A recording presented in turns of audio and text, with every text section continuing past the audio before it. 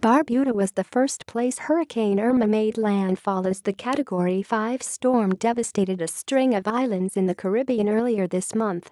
As of noon Eastern Time on Friday, 24 days after the storm destroyed much of the island, Barbuda's evacuation order was officially lifted. Some residents were being allowed to return home this week, but health and waste management officials haven't yet given the all-clear that the island is once again sufficiently habitable. Even before the evacuation order was lifted, construction and relief crews were working on the island. Some hotel owners were also allowed to return to start preparing their properties to reopen. Antigua and Barbuda's ambassador to the U.S., Ronald Sanders, says the evacuation meant that for the first time in 300 years, there's been no one living on Barbuda full-time. Citing the current lack of water and power on the island, Sanders added that, while people will be allowed to go back on a voluntary basis, it's not a bed of roses. The massive cleanup and recovery effort is being carried out in stages. In an update this week, Antigua and Barbuda's Ministry of Health and the Environment said the mosquito problem is under control.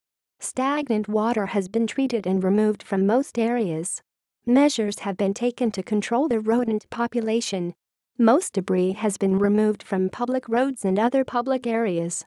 The dead animals issue has been treated and mainly eradicated.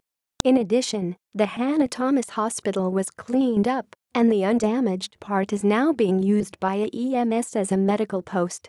Before and after, satellite images show Irma's Caribbean destruction. The two-way. Before and after, satellite images show Irma's Caribbean destruction.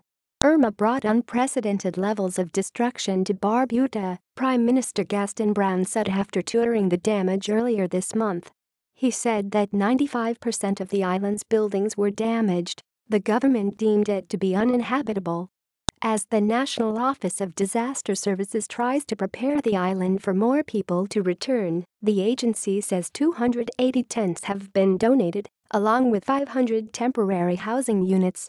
The agency also says that 2 generators have been issued to the tire repair shop and a supermarket on the island so that services in those areas can be provided.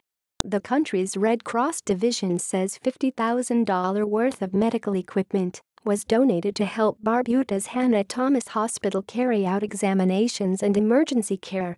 The agency's director on the island, Peter Cuffey, says his home was spared and that he wants it to be used as a base for the Red Cross and for anyone who needs shelter.